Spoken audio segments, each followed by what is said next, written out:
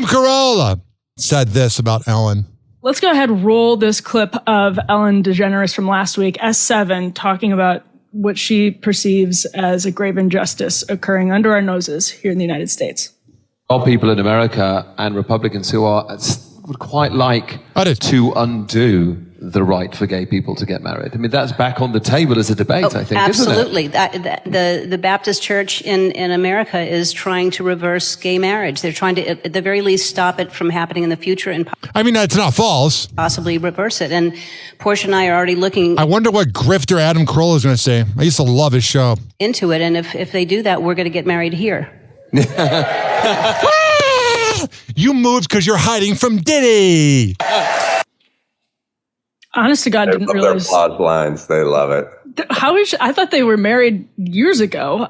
She says she's also, this is F3. She says she moved to the UK because of Trump, which reminds me of exactly what you were just saying, Adam, that something about Trump himself seems to have triggered the unraveling of very talented people. Do you consider Ellen to be one such case? Well, Ellen has always been a mean person. Mm-hmm. This is my thing. Now, I loved Adam Carolla. When I first heard that he replaced Howard Stern in 2006, I was the biggest fan. I had every podcast. I listened while I was visiting my uncle in LA, but he's about to critique her for being mean. Bro, you haven't been great to your team either. I know people that used to work with you, and you're kind of a douche. And also, this might sound like sour grapes, but I was supposed to interview him in January, and him and Mike August just ghosted on me and could have at least said, we don't really feel like doing the interview. So whatever he's about to say about Ellen is what he does to other people. He doesn't even let other people talk on his show. And it's not, she had her dust up with the press and these stories. So did you by saying women aren't funny. Stories probably 2 or 3 years ago, but I did her show. And I mean, look, I'll tell you truthfully sort of how it works when you do every show. Every show has its own kind of personality, the show itself, not the on-air show, but the... What's your personality? Talking down to people and obsessing over COVID 6 years later? Behind the scenes. They all take on sort of the personality of their leader. Yeah. And it's sort of like when you go into a business and people are always all friendly, or they go into a business and everyone's sort of douchey, And you talking about yourself? You're going like, why is everyone so mean and crappy in this business? It's the owner is that way, And so when you would go do Letterman,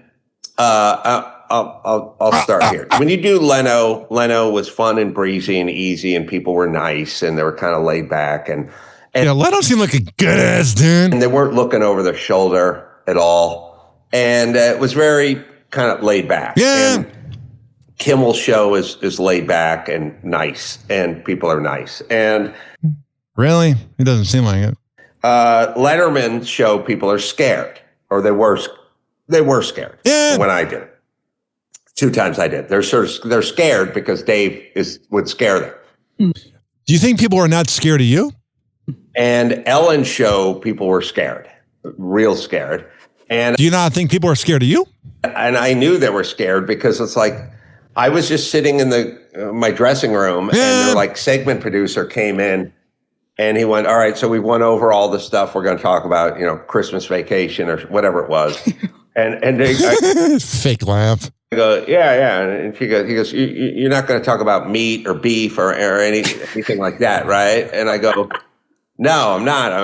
I'm just going to talk about the stuff we talked about, going on vacation, or Christmas, or the kids, or their anecdotes, Oh, okay, all right. And he came back 20 minutes later right before I went out, and it's like, okay, but don't talk about beef or meat or any. And I was like, you got 2 warnings?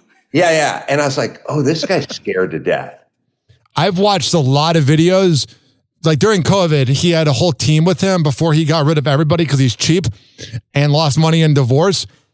He's doing this thing that narcissists do, where when they see what they do to other people, they're critiquing it because that's what they do.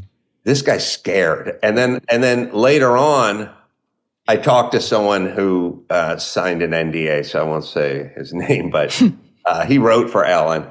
And I just went, how's Ellen? And he said, worst person. And then we went, not worst person I've worked for. Worst person I've ever met. All right, there's that. All right, here's my Adam Carolla story. So I loved him growing up. He was my hero. I had all his books. I did the GoFundMe to help pay for his movie. And he's a talented, brilliant guy. But he had Mangria, which was his sangria. It was great. Well, what happened was I was 20 years old in 2014, and he was in like Bolingbrook, Illinois. And it was at Benny's Beverage Depot. And the deal was, if you bought the Mangria, you got to get a picture with him. But I was 20 years old, and this guy was my hero. Okay? So I go, well, what if I go up to him and I say, Adam, I'm a huge fan. You're the reason I'm in radio, blah, blah, blah. Where's the Mangria? Adam, you are my hero. Where's the Mangria? Fine, I'll take a picture. And he was all grumpy. I was like, dude, this is why people don't like you. And some people might say, oh, he's the big bad show and you're talking up to him. But I had to let this go. And then I kind of was talking to Mike August in January about interviewing him, and they were all down, and then they ghosted on me. And I was like, just tell me you don't have the time or you don't want to do it. That's fine.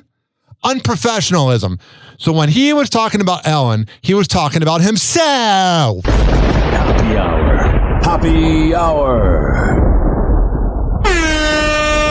It's time for Hoppe in the morning. RyanHappyRadio.com. Happy hour will be right back. You probably had Taco Bell before. Whenever we're going outside, all I smell is poop. In the nuts, and we'll call it a day.